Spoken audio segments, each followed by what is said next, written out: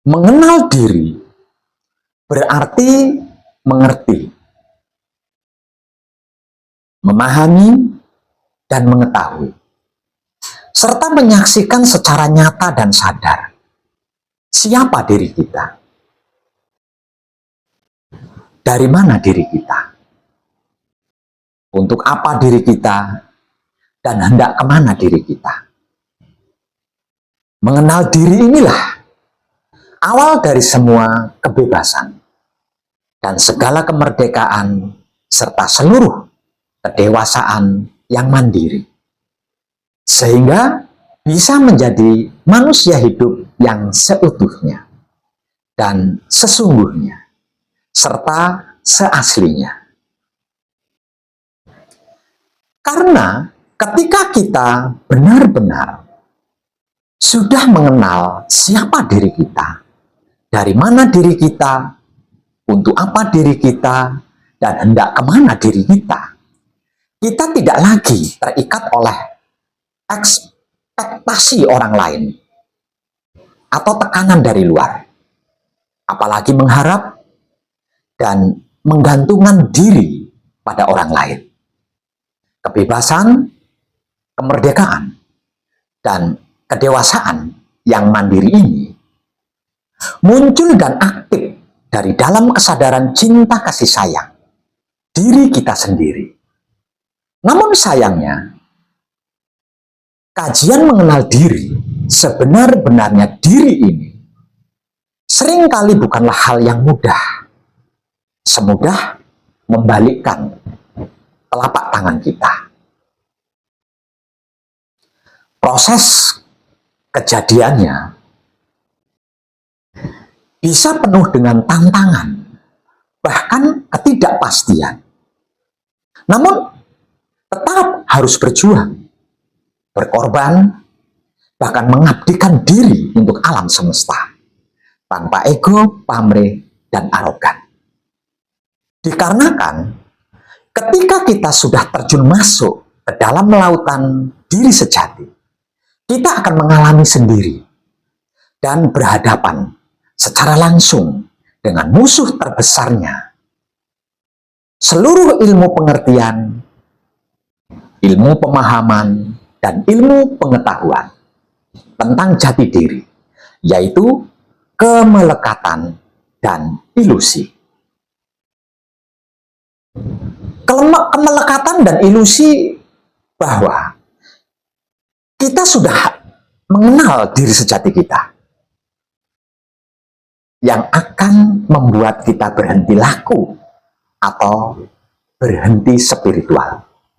Dan kemelekatan serta ilusi yang akan membuat kita menderita luka.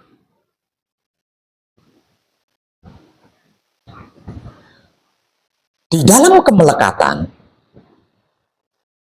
ada ilusi bahwa sesuatu bisa dimiliki selamanya, seperti orang, harapan, identitas, ilmu, harta, tahta, asmara, seolah-olah semua itu akan tetap tinggal bersama kita dan kita miliki untuk selama-lamanya tanpa berubah. Namun alam semesta terus bergerak tanpa peduli, terus berubah, maju, meninggalkan yang lama, berganti dengan yang baru, yang lebih baik. Ini akan melukai seluruh jiwa dan raga kita, bahkan bisa hancur berkeping ketika kita tidak rela melepaskannya. Di dalam kemelekatan ada ilusi bahwa setelah terjun masuk ke dalam lautan diri sejati, kita sudah mengenal diri sejati kita. Sekali lagi, namun alam semesta terus bergerak tanpa peduli, terus berubah, maju, meninggalkan yang lama, berganti dengan yang baru, yang lebih baik. Jikalau kita merasa sudah mengenal diri sejati kita, yang berarti sudah mengerti, sudah paham, sudah tahu, kita akan berhenti laku atau berhenti berspiritual atau menutup diri. Karena ketika kita merasa sudah tahu, kita akan berhenti bertanya.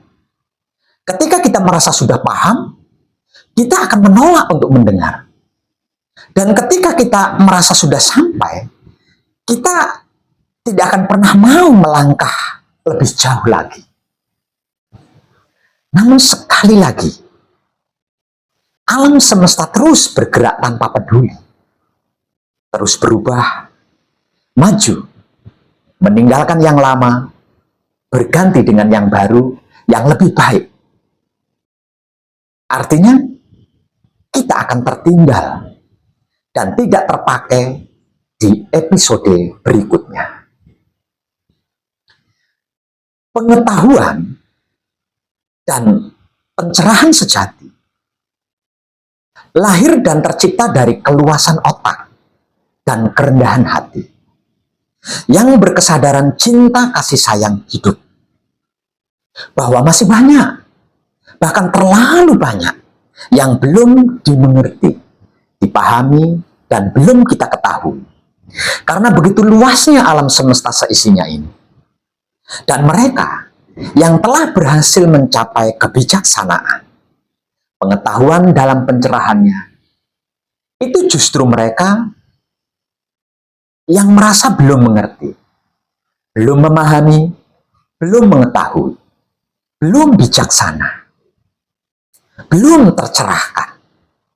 Mereka meragukan pencapaiannya sendiri dan terus bergerak mengikuti pergerikan hidupnya yang tidak akan pernah tertinggal oleh perubahan zaman. Sebab dalam dunia ide intelektual yang kreatif, merasa sudah mengerti, sudah paham, dan sudah tahu, serta sudah bisa, adalah awal dari kebekuan jiwa dan ruh atau roh dalam batang tubuh kita. Dan merasa belum mengerti, belum paham, belum tahu, dan belum bisa adalah ruangan untuk tetap tinggal di dalam pencerahan dan kebijaksanaan. Dan hanya ketika kita membebaskan diri kita dari kemelekatan dan ilusi inilah, barulah kita benar-benar mulai mengkaji diri sejati kita yang sesungguhnya siapa, dari mana, untuk apa, dan hendak kemana. Kalau belum membebaskan, berarti masih belum, baru mau melakukan. Terkait tentang hal ini, ada 12 pertanyaan awam dan umum yang akan saya jawab dengan penjelasan yang singkat namun padat, yang mungkin bisa kita jadikan sebagai wawasan tambahan bagi kita semua untuk mengurangi kebiasaan berasumsi yang berlebihan. Sebagai berikut.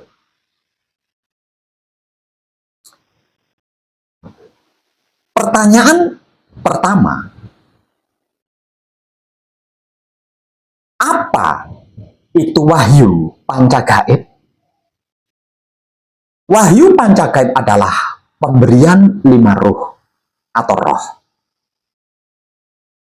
Wahyu itu pemberian, panca itu 5, gaib itu roh atau ruh.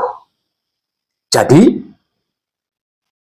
wahyu panca gaib ini bukanlah ilmu, bukan agama, bukan kepercayaan atau keyakinan, bukan pula adat tradisi atau desa mawacara, bukan organisasi, bukan golongan, bukan paguyuban, bukan partai politik, bukan perguruan, bukan juga kebatinan dan pesugihan, serta bukan klenik, melainkan pemberian 5 ruh atau roh.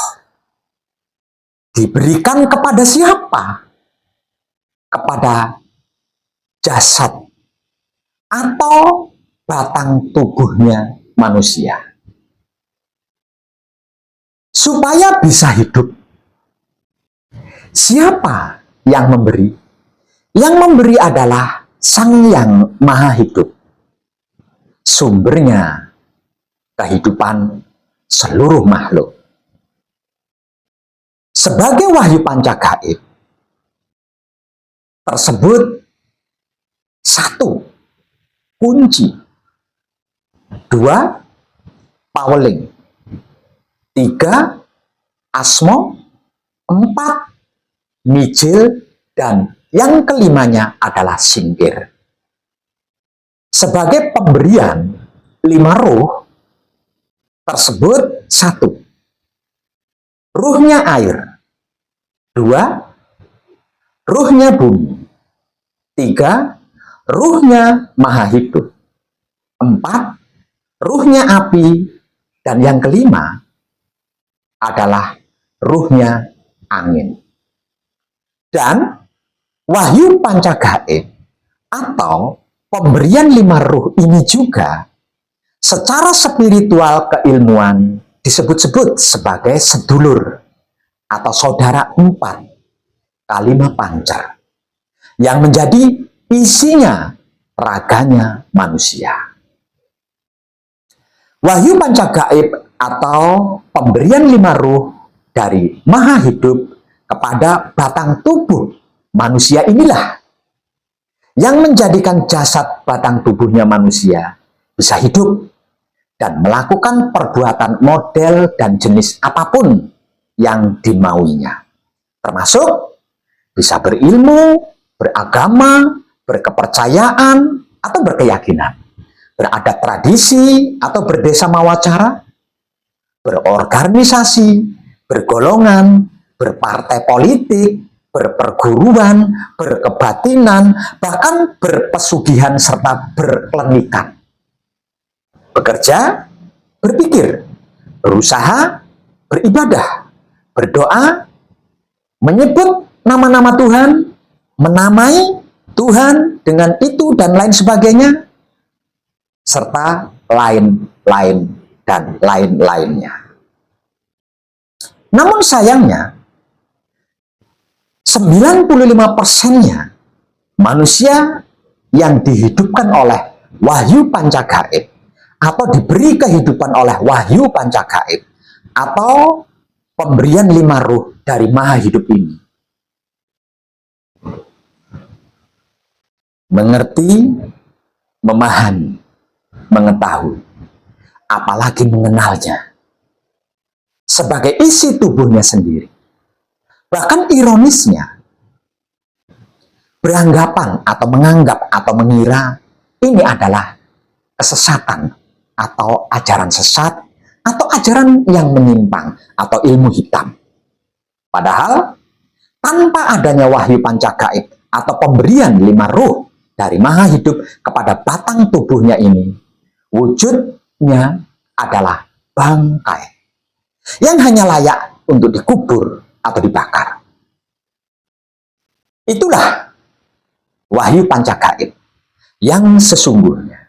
Bukan ilmu, bukan agama, bukan kepercayaan atau keyakinan, bukan pula adat tradisi atau desa mawacara, bukan organisasi, bukan golongan, bukan paguyuban, bukan partai politik, bukan perguruan, bukan juga kebatinan dan pesugihan serta klenik, melainkan 5 ruh atau roh yang menjadi isi raganya setiap manusia yang masih hidup.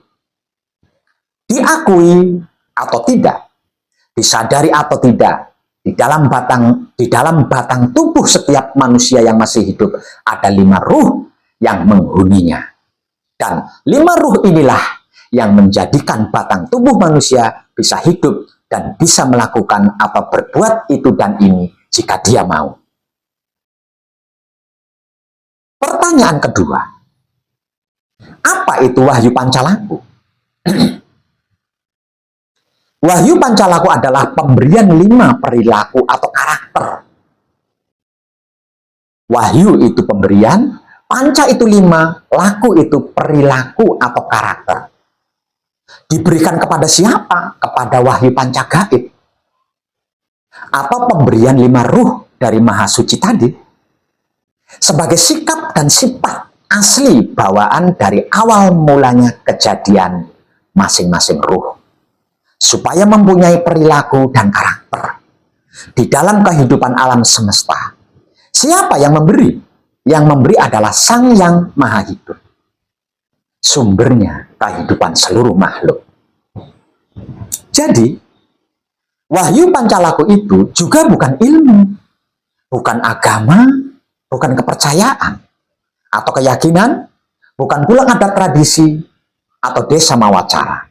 Bukan organisasi, bukan golongan, bukan partai politik, bukan perguruan, bukan juga kebatinan dan pesugihan serta klinik. Bukan semuanya. Melainkan pemberian 5 perilaku atau karakter kepada Wahyu Panca Gaib atau pemberian 5 ruh. Sebagai sikap dan sifat asli bawaan dari awal mulanya kejadian. Masing-masing sebagai sikap adalah 1. Manembahing kawula Gusti. 2. Manunggaling kawula Gusti. 3. Leburing kawula Gusti. 4. Sampurnaning kawula Gusti. Dan yang kelima adalah sampurnaning pati lan urip. Masing-masing sebagai sifat adalah 1. Pasrah kepada Gusti. 2. Menerima keputusan Gusti. 3. Mempersilahkan kuasa Gusti. 4. Merasakan kenyataan Gusti. Dan yang kelima adalah menebar cinta kasih sayang Gusti. Yang jika digabungkan dengan masing-masing, Wahyu Panca Gaib atau pemberian 5 ruh adalah 1. Kunci atau ruhnya air. Sikapnya adalah manembahing kawula Gusti dan sifatnya adalah pasrah kepada Gusti. Kedua, Paweling atau ruhnya bumi. Sikapnya adalah manunggaling kawula Gusti dan sifatnya adalah menerima keputusan Gusti. Yang ketiga, Asmo atau ruhnya Maha Hidup. Sikapnya adalah leburing kawula Gusti dan sifatnya adalah mempersilahkan kuasa Gusti. 4. Mijil atau ruhnya api. Sikapnya adalah sampurnaning kawula Gusti dan sifatnya adalah merasakan kenyataan Gusti. Dan yang kelima yaitu singkir atau ruhnya angin. Sikapnya adalah sampurnaning pati lan urip dan sifatnya adalah menebar cinta kasih sayang Gusti. Wahyu Panca Gaib atau pemberian 5 ruh dan Wahyu Pancalaku atau pemberian 5 perilaku atau karakter, sikap dan sifat ini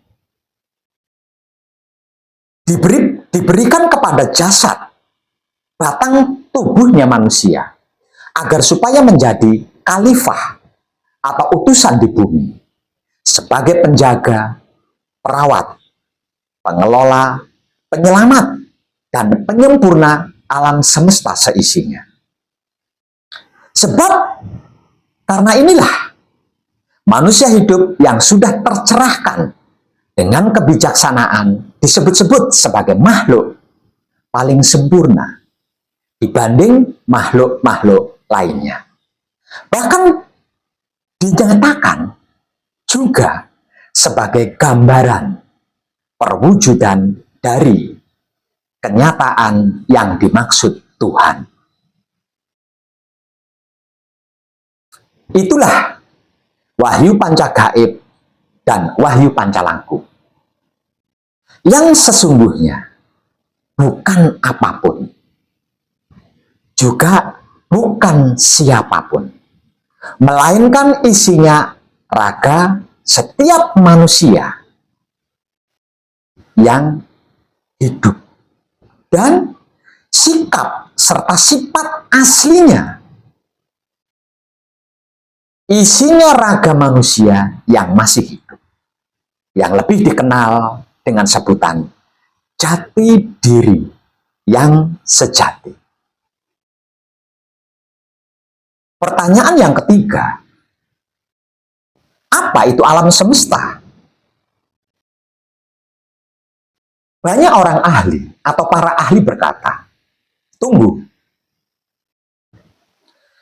alam semesta sedang mempersiapkan.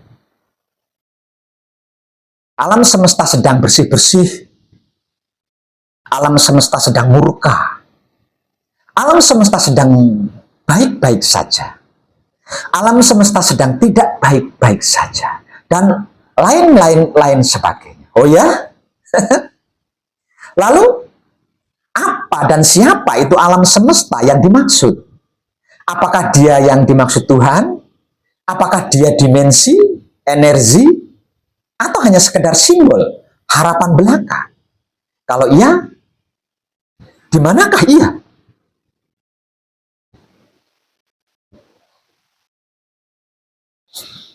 Alam semesta bukanlah sosok, melainkan kesadaran cinta kasih sayang yang hidup. Alam semesta bukan pribadi yang berkuasa, duduk di atas singgasana, di luar sana, mengatur itu dan ini sesuai harapannya, sesuai kemauannya. Alam semesta adalah inteligensi universal yang sering saya bahasakan dengan sangat sederhana sebagai kesadaran cinta kasih sayang yang hidup, meliputi semuanya, segalanya, dan seluruhnya yang hidup, yang keberadaannya dimulai dari detak jantung hingga sampai yang datang atau hadir dan terjadi tanpa sebab detak jantung. Alam semesta bukan siapa-siapa. Alam semesta adalah kesadaran cinta kasih sayang yang hidup, meliputi semuanya, segalanya, dan seluruh kehidupan apapun dan siapapun yang hidup. Di dalam diri, alam semesta bekerja menggunakan jantung, melalui otak, hati, dan kelamin.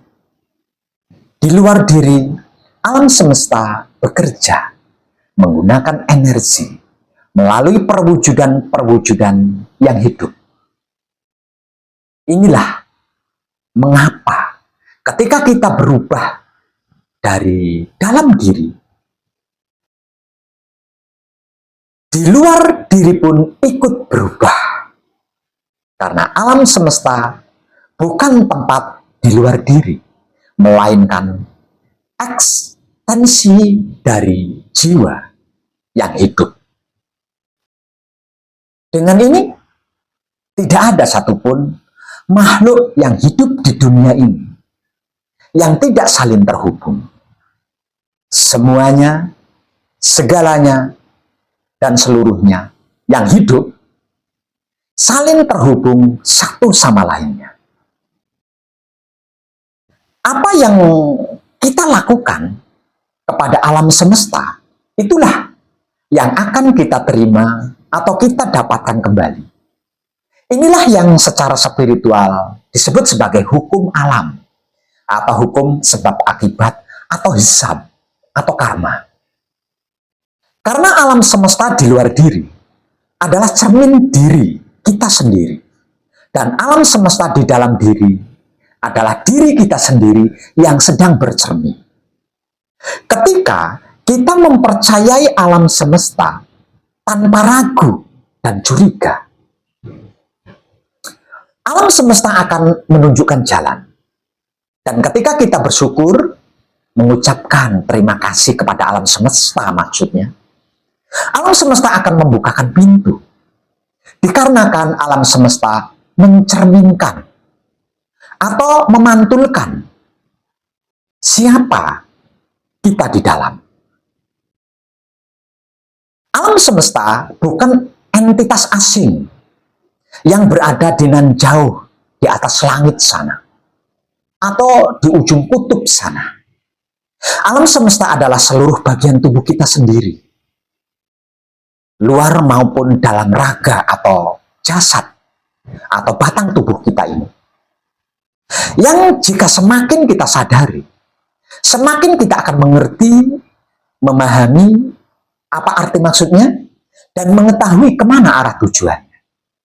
Sehingga kita benar-benar akan menyaksikan bahwa diri kita adalah bagian dari alam semesta, dan alam semesta adalah bagian dari diri kita sendiri. Sehingga kita bisa menyatu menjadi satu kesatuan antara alam semesta di dalam diri dan di luar diri. Nah, inilah yang saya maksud sebagai manunggal jati atau keselamatan yang sempurna. Alam semesta tidak mengenal keyakinan agama apapun, tidak mengenal aksara atau huruf dan suara apapun. Bahasa asli atau originalnya alam semesta di luar diri adalah Wahyu Pancalaku, yang selama ini dikenal dengan sebutan iman. Sedangkan bahasa asli atau originalnya alam semesta di dalam diri adalah Wahyu Pancagaib, yang selama ini dikenal dengan sebutan sedulur papat kalima pancer.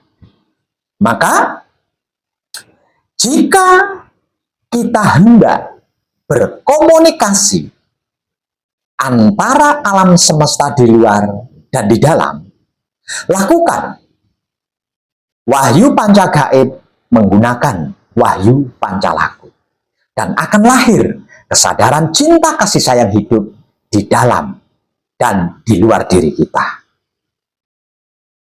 Ketika alam semesta di dalam dan di luar diri, atau juga yang disebut dualitas atau dualisme, manunggal jati, maka akan melahirkan hal sebagai berikut. 1. Semua yang ada dan hidup di alam semesta akan terhubung. Sehingga semua ucapan atau perkataan dan segala tindakan atau perbuatan kita akan mempengaruhi seluruh yang ada di alam semesta luar diri kita, terutama sesama manusia hidup. Karena apapun yang hidup di dunia ini berasal dari sumber yang sama dan akan menyatu kembali di sumber yang sama pula. Dengan ini, tanpa ilmu klenik dan kesaktian sekalipun, kita bisa menguasai apapun jikalau kita mau. Yang kedua, semuanya, segalanya, bahkan seluruhnya di dalam alam semesta bergerak dan bergerik pada getaran frekuensi tertentu. Tidak ada yang tidak. Semuanya bergerak dan bergerik atau bergetar pada frekuensi masing-masing, dan dapat saling mempengaruhi satu sama lainnya. Seperti aliran arus listrik, min dan plus misalnya. Jika tepat, maka akan menghidupkan kehidupan yang baru. Kalau tidak tepat, maka yang akan terjadi adalah konsleting. Yang terjadi adalah kebakaran, mematikan, hingga memusnahkan. Dengan ini, tanpa ilmu klenik dan kesaktian sekalipun, kita bisa membawa diri, menempatkan diri, menyesuaikan diri, dan menjaga diri kita, dimanapun tempatnya dan kapanpun waktunya. Yang ketiga, setiap sebab memiliki akibat, dan setiap akibat memiliki sebab. Tidak ada yang terjadi di dunia ini secara kebetulan. Semuanya, segalanya, bahkan seluruhnya yang terjadi dan kita alami sekarang dan saat ini adalah hasil dari tindakan diri kita sendiri yang dipikirkan oleh otak kita, kemudian dianalisa oleh hati kita, dan disahkan oleh kelamin kita. Dengan ini, tanpa ilmu klenik dan kesaktian apapun, kita bisa menguasai masalah apapun dengan bijaksana. Yang keempat,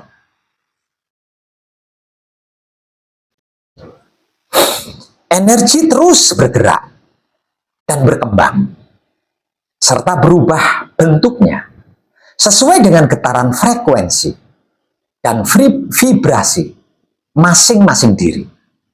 Energi yang lebih tinggi akan menarik dan mengubah energi yang lebih rendah. Seperti halnya sebuah magnet. Apapun yang ada di luar diri akan tertarik dengan apa yang ada di dalam diri kita. Semuanya, segalanya, bahkan seluruhnya, memiliki kutub atau ujung pangkal yang berlawanan, seperti min dan plus, atau negatif dan positif, panas dan dingin, terang dan gelap, atas dan bawah, baik dan buruk, dan lain-lain sebagainya. Ujung pangkal atau kutub-kutub ini adalah ekstrim dari hal yang sama. Dan seluruh sesuatu bergerak dan bergerik dalam pola seperti bandul. Naik turun atau ke atas ke bawah. Masuk dan keluar atau maju mundur. Dengan ini, tanpa ilmu klenik dan kesaktian sekalipun, kita bisa menguasai siklus kehidupan yang sulit dan menghargai siklus kehidupan yang mudah. Yang kelima, semuanya, segalanya, bahkan seluruhnya memiliki aspek maskulin dan feminin.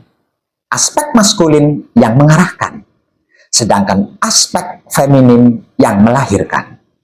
Kedua aspek ini harus bekerja dalam harmoni, merancang sesuatu di dalam diri yang kemudian menciptakannya keluar dari dalam diri kita. Dengan ini, tanpa ilmu klenik dan kesaktian sekalipun, kita bisa menciptakan apapun jikalau kita mau. Yang keenam, setiap diri manusia hidup memiliki 3 inti elemen yang tidak kasat mata, berbentuk realita wujud kita, yaitu energi, frekuensi, dan vibrasi. Apa dan bagaimana itu energi, frekuensi, dan vibrasi? Energi adalah inti elemen tubuh kita. Frekuensi adalah inti elemen jiwa kita. Sedangkan vibrasi adalah inti elemen hidup kita. Jadi, energi, frekuensi, dan vibrasi adalah 3 elemen yang tidak kasat mata, berbentuk realita wujud kita, yang terdiri dari 3 bagian, yaitu raga, jiwa, dan ruh atau roh. Dengan ini, tanpa ilmu klenik dan kesaktian sekalipun, kita bisa menguasai 3 inti elemen diri kita, bahkan diri setiap makhluk hidup.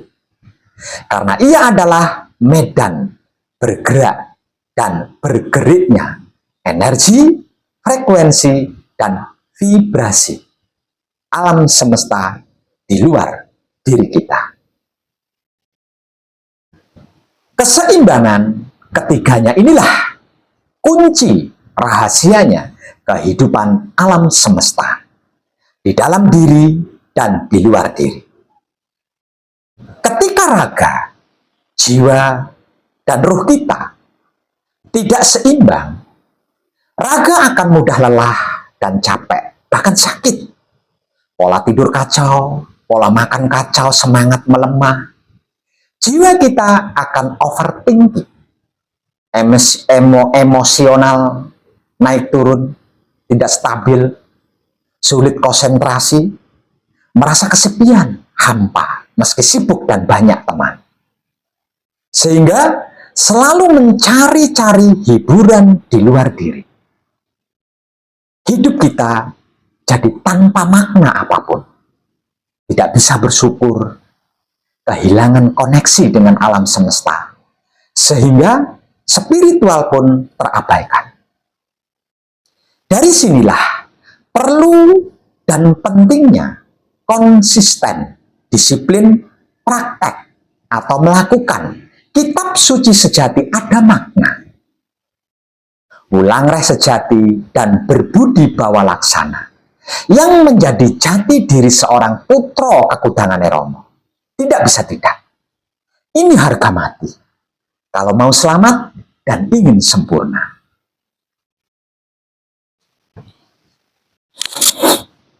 Pertanyaan keempat, apa itu raga, apa itu jiwa, dan apa itu roh atau ruh? Raga adalah wujud atau perwujudan fisik kita ini, atau batang tubuh kita ini, yang terdiri dari bulu, kulit, otot, darah, daging, tulang, dan sumsum, serta semua organ-organ vitalnya masing-masing. Raga adalah tempat atau rumah di mana jiwa dan roh atau ruh bersemayam. Sedangkan jiwa adalah 4 anasir atau 4 unsur atau 4 elemen batang tubuh kita, atau 4 inti saripatinya batang tubuh kita, yang terdiri dari sari-sarinya air, yang menjadikan mata diri kita bisa menyaksikan, sari-sarinya bumi, yang menjadikan lidah diri kita bisa merasakan, sari-sarinya api, yang menjadikan telinga diri kita bisa mendengar, dan sari-sarinya angin, yang menjadikan hidung diri kita bisa mencium, yang sering disebut-sebut sebagai sedulur atau saudara 4 dalam istilah spiritual keilmuannya. Sedangkan roh atau ruh adalah hidup kita, yang menjadikan jantung diri kita bisa berdetak, menghidupkan seluruh jiwa dan raga kita, yang merupakan percikan cahaya atau nur atau manifestasi dari sang sumber kehidupan alam semesta, yang pada akhirnya akan direngkuh oleh seluruh makhluk yang telah berhasil mengawinkan atau menikahkan atau menyatukan atau memanunggalkan dualisme atau dualitas kehidupan dunia, yaitu alam semesta di dalam dirinya dan alam semesta di luar dirinya, sehingga bisa hidup selaras dan seimbang. Kehidupan yang selaras dan seimbang, yang lahir dari perkawinan atau pernikahan atau penyatuan atau kemanunggalan, dualitas atau dualisme kehidupan, alam semesta di dalam diri dan alam semesta di luar diri, inilah yang disebut-sebut sebagai surga atau nirwana, yang penuh dengan kebahagiaan di dalamnya. Sedangkan ketidakselarasan dan ketidakseimbangannya yang disebut-sebut sebagai neraka, yang penuh dengan penderitaan di dalamnya. Itulah arti maksudnya raga, jiwa, dan roh atau ruhnya yang disebut manusia hidup. Pertanyaan kelima, Mengapa dan kenapa manusia tidak bisa lepas dari yang namanya penderitaan? Manusia tidak bisa lepas dari yang namanya penderitaan, meskipun mengerti, memahami, dan mengetahui sumbernya penderitaan itu apa dan dari mana. Karena manusia adalah bagian dari tenunan kehidupan alam semesta. Jadi, seperti bayangan yang tidak pernah meninggalkan tubuh, selalu menyertai kecuali saat gelap tanpa cahaya. Penderitaan muncul karena hidup selalu bergerak dalam pengharapan terang, tanpa mau menerima adanya gelap. Dan jarak di antara keduanya bisa dipastikan lahirlah penderitaan, bahkan luka, jika menggenggamnya terlalu erat. Ingin memiliki semuanya, segalanya, selama-lamanya, tetap sama, tanpa perubahan, tanpa kehilangan. Padahal realita kehidupan alam semesta adalah perubahan, lebih baik dari waktu ke waktunya. Hidup berayun seperti pendulum, dari penderitaan ke kebosanan. Kalimat ini mengingatkan bahwa penderitaan adalah denyut nadi alami dari keberadaan manusia itu sendiri. Namun di balik sakitnya penderitaan dan perihnya luka dari penderitaan itu, tersirat pelajaran kehidupan. Ia mengasah kepekaan otak, hati, dan kelamin. Mengaktifkan kesadaran otak, hati, dan kelamin. Serta menyingkap tirai makna hidup yang tersembunyi di dalamnya. Sebab karena itu, seringkali manusia baru mengerti dan memahami arti bahagia setelah merasakan duka. Baru mengerti dan memahami nilai sehat setelah melewati sakit, dan lain-lain sebagainya. Luka dari penderitaan kehidupan adalah celah tempat cahaya masuk ke dalam diri. Tanpa luka dari penderitaan, manusia hidup cenderung sombong dan sulit belajar empati. Luka dari penderitaan adalah guru sejati yang sedang menyamar. Pada akhirnya, luka penderitaan bukan untuk menghancurkan manusia, melainkan untuk menuntun manusia kembali pulang kepada hidupnya, yang seumur hidup memberinya kehidupan tanpa syarat itu dan ini. Pertanyaan keenam, apa itu yang dimaksud selaras dan seimbang? Hidup mengalir atau terjadi dengan kesadaran tinggi, atau kesadaran penuh, atau kesadaran murni, atau kesadaran Tuhan, yang sering saya bahasakan dengan sangat-sangat sederhana sebagai kesadaran cinta kasih sayang, tanpa dipaksa dan tidak terpaksa.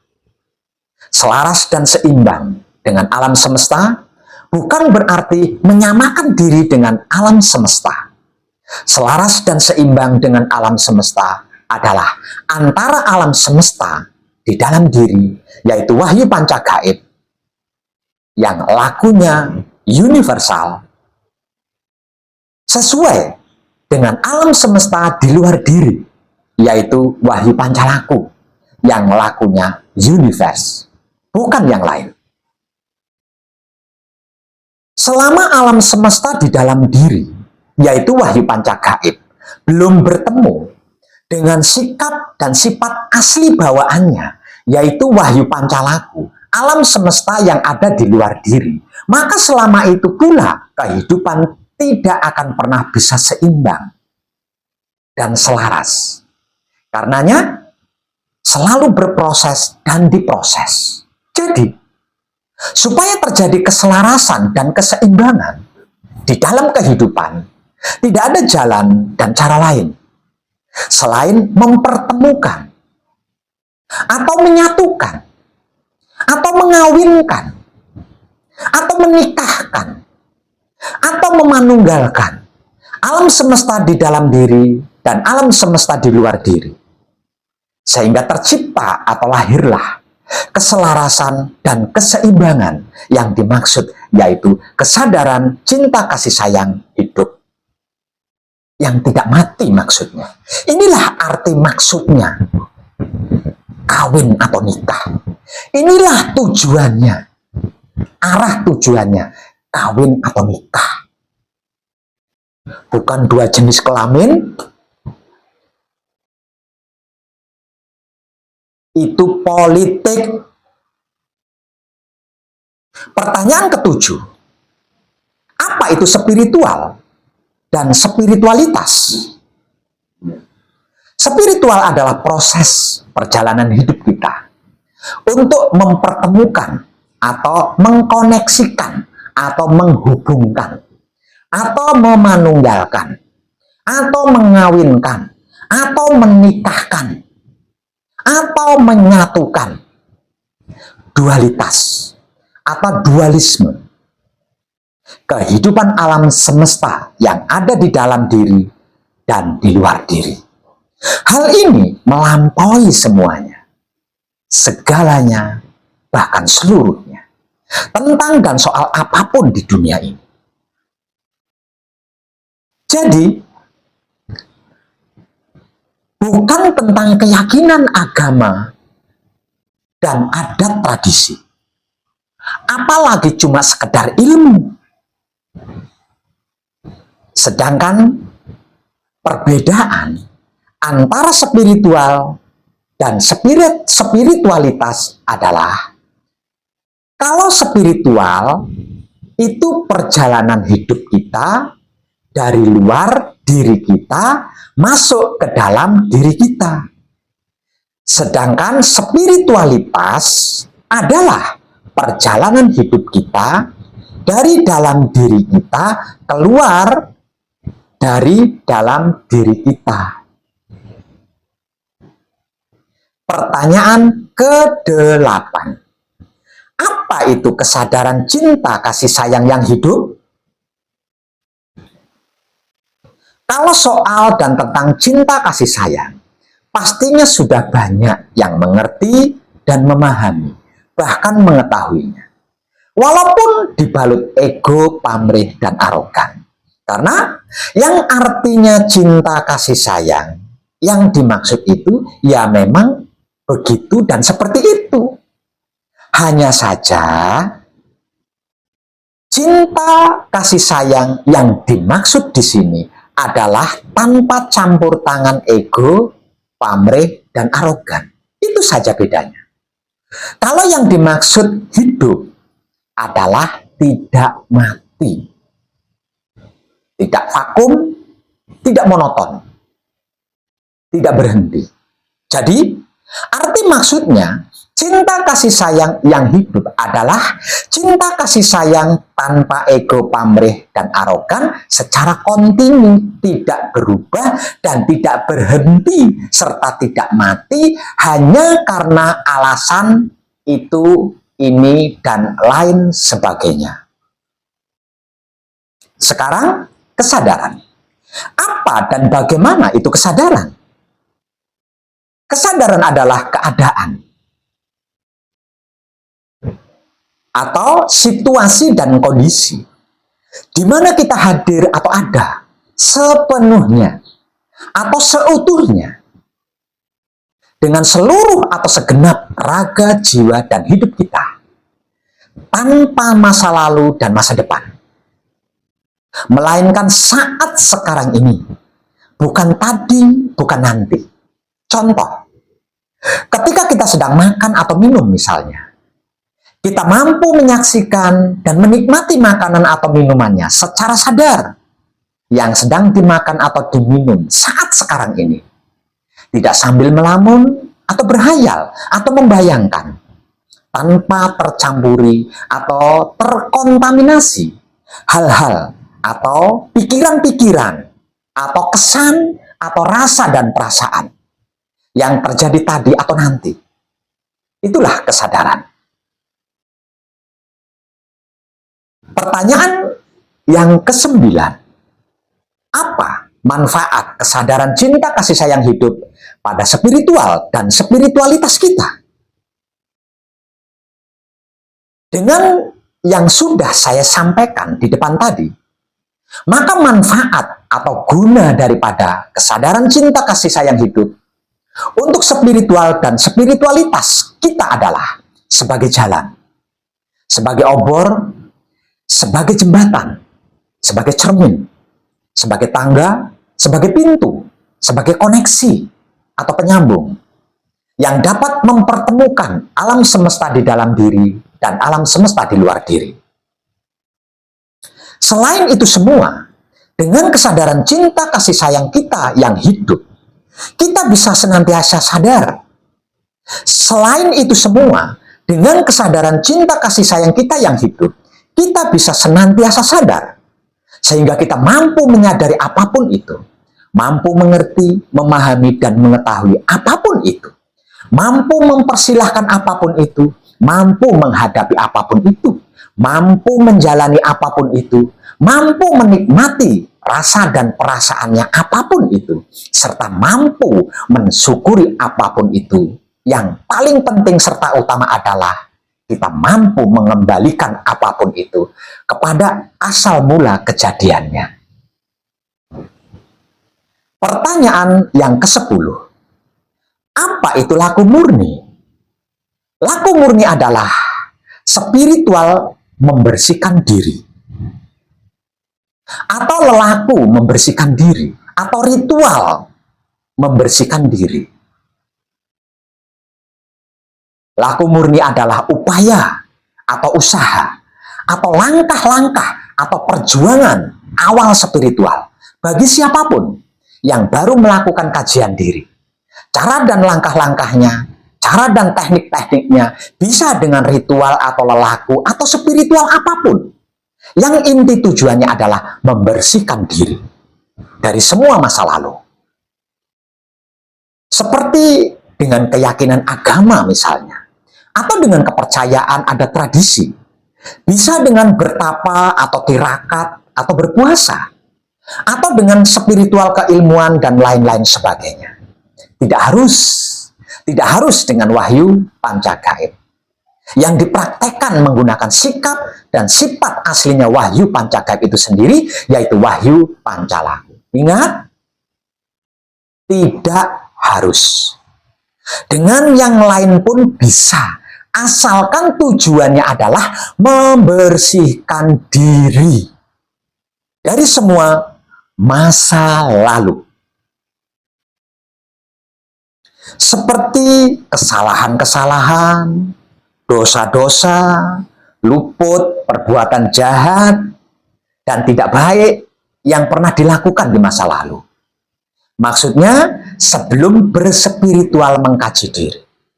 Terutama kebiasaan otak yang sering berpikir jelek, berprasangka buruk atau negatif. Kebiasaan hati yang sering merasa sirik, iri, dengki, benci, dendam, fitnah, cemburu. Kebiasaan kelamin yang sering berkeinginan jahat, seperti mencari-cari kesalahan orang lain, keburukan orang lain, kejelekan orang lain, kekurangan orang lain, untuk dihina, dilecehkan, dibuli, dinilai, direndahkan, diremehkan, dihakimi, dihadili, bahkan dihancurkan. Semua kebiasaan-kebiasaan seperti itu di masa lalu ini dibersihkan dengan cara senantiasa memohon pengampunan tiada henti, sembari berspiritual apapun itu nama dan jenis spiritualnya. Lah, kejadian ini disebut sebagai laku murni. Laku itu perbuatan, murni itu bersih, Laku murni adalah perbuatan bersih-bersih diri. Sampai kapan? Ya sampai bersih. Kan namanya bersih-bersih. Jadi ya sampai bersih toh. Sampai otaknya tidak ada lagi pikiran-pikiran jelek, buruk atau negatif. Sampai hatinya tidak ada lagi rasa dan perasaan sirik, iri, dengki, benci, dendam, fitnah, cemburu lagi. Sampai kelaminnya tidak ada lagi keinginan-keinginan jahat, seperti mencari-cari kesalahan orang lain, keburukan orang lain, kekurangan orang lain, kejelekan orang lain, untuk dihina, dilecehkan, dibully, dinilai, direndahkan, dihakimi, diadili, bahkan dihancurkan. Kalau sudah tidak ada lagi, berarti sudah bersih kan? Artinya ya selesai. Memangnya manusia bisa? Dan ada yang bisa seperti itu? Bisa. Dan ada. Semua manusia hidup diciptakan untuk itu. Tinggal mau apa tidak manusianya itu. Kalau mau, selamatlah ia. Kalau tidak, selain rugi, celakalah ia. Selesai. Tidak ada paksaan untuk ini. Itulah arti maksudnya laku murni. Laku murni adalah laku atau spiritual membersihkan diri dari masa lalu supaya bisa hidup di masa kini. Pertanyaan yang ke-11, apa itu laku manekung atau gembleng? Laku manekung atau gembleng adalah upaya atau usaha atau spiritual untuk mengakhiri atau menyelesaikan laku murni atau perbuatan bersih-bersih yang sudah dilakukan tadi dengan cara mengkhususkan waktu untuk hidupnya dan mengorbankan seluruh jiwa raganya kepada hidupnya serta mengabdikan dirinya hanya untuk hidupnya, memohon pengampunan kepada hidupnya, memuja-muji hidupnya, mengikuti gerak-gerik hidupnya secara sadar, tanpa terpaksa dan dipaksa, serta menikmati rasanya dan mensyukuri kejadiannya selalu. Yang semuanya itu dilakukan dengan kesadaran cinta kasih sayang yang hidup, artinya dengan rela, ikhlas, legowo, tidak terpaksa, melainkan karena benar-benar sudah capek dan lelah. Serta dilakukan tidak sambil bekerja, tidak sambil ngomong anak cucu, tidak sambil kelonan sama istri atau suami, serta tidak sambil mikir besok makan siapa. Sampai kapan? Sampai berhasil moksa, atau mati sak jerone urip, atau mati di dalam hidup, untuk bisa manunggal jati dengan hidup, yang nantinya akan menjadi guru sejatinya. Itulah laku manekung atau gembleng. Laku manekung atau gembleng adalah laku spiritual menyelesaikan laku murni agar supaya bisa masuk ke laku suci. Pertanyaan yang ke-12, apa itu laku suci? Laku suci adalah usaha terakhir, benteng terakhir, atau upaya terakhir, atau spiritual terakhir bagi siapapun yang sudah berhasil laku murni atau membersihkan diri dan berhasil laku manekung atau gembleng mencapai titik tingkatan manunggal jati. Laku suci adalah laku atau spiritual menjaga kebersihan diri yang telah bersusah payah dibersihkan agar supaya tidak ternoda kotoran lagi dan mempertahankan hasil pencapaian laku manekung atau gembleng, yaitu manunggal jati, agar supaya tidak kembali terjebak lagi pada kehidupan di masa lalu yang telah berhasil membuat capek dan lelah diri.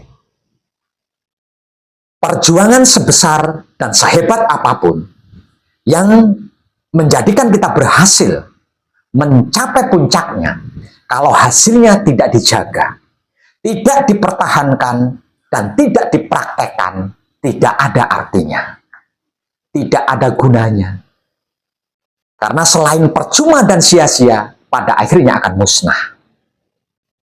Itulah arti maksudnya laku suci, yaitu laku atau spiritual menjaga dan mempertahankan, serta mempraktekkan apa yang sudah berhasil dimiliki dengan disiplin dan konsisten. Pertanyaan saya sendiri adalah, apakah yang sudah saya sampaikan tadi ini adalah sesat? Kalau iya, arah sesatnya kemana? Tolong jelaskan. Dan lagi, apakah yang sudah saya sampaikan tadi ini adalah melanggar undang-undang hukum agama, undang-undang hukum negara, undang-undang hukum adat, tradisi, tempat atau suku mungkin? Kalau iya, tolong jelaskan kepada saya, agama mana, negara mana, dan adat mana, adat apa yang tidak memotivasikan seperti yang sudah saya sampaikan tadi ini kepada golongannya, atau kelompoknya, atau rakyatnya. Silahkan direnungkan sendiri baik-baik. Percaya atau tidak percaya dengan apa yang sudah saya sampaikan secara singkat namun jelas dan padat tadi ini, kita adalah hasil dari apa yang kita lakukan secara berulang kali.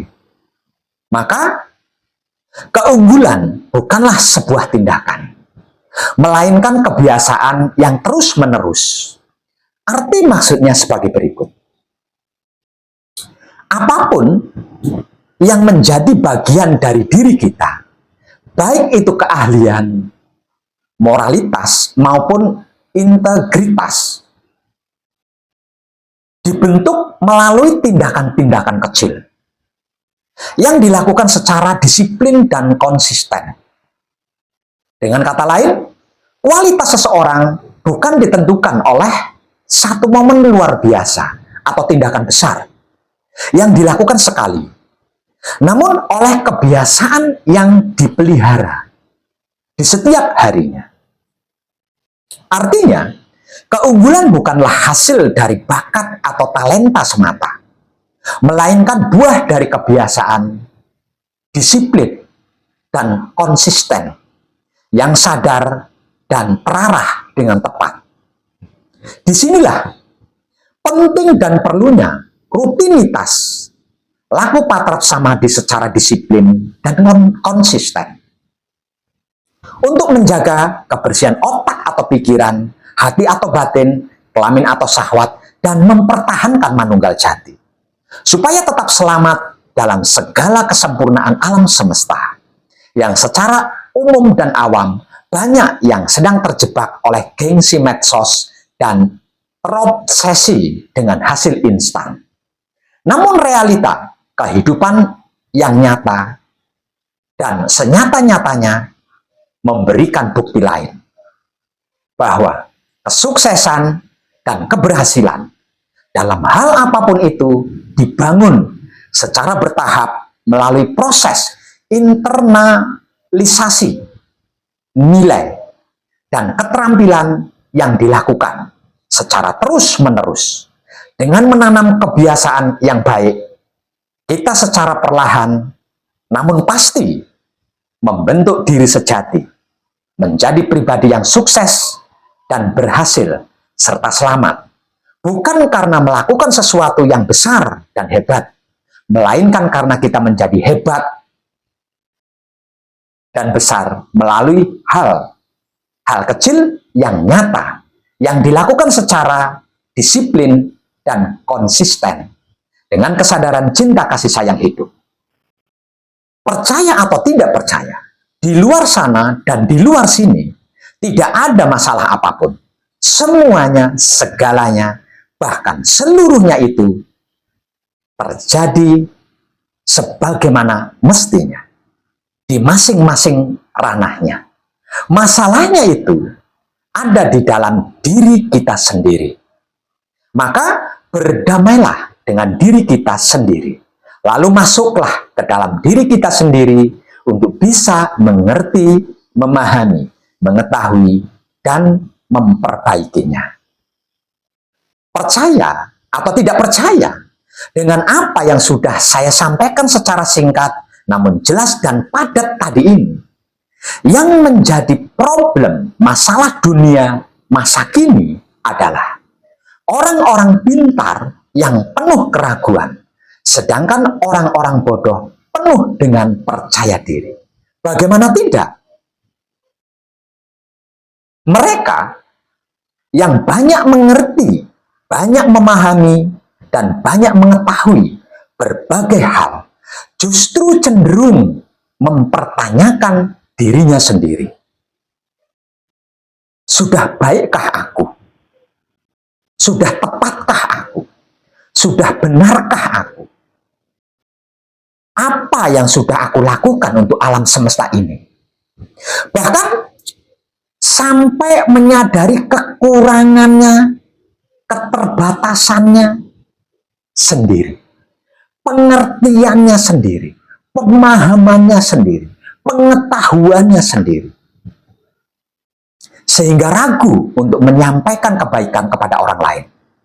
Sebaliknya, mereka yang minim pengertian, pemahaman, dan pengetahuan, baru katanya buku, kitab, dan orang lain, justru sering bicara lantang, berani, seolah-olah mengerti, memahami, dan mengetahui segalanya. Sedikit pun tidak ragu untuk menyesatkan orang-orang yang tidak lain itu adalah saudara dan saudarinya sendiri. Dengan keyakinannya yang semu. Wow, sungguh ironis bukan? Dan saya, Wong Edan Bagu, mengucapkan selamat rahayu serta terima kasih. Tercerahkanlah kita semuanya, nggih?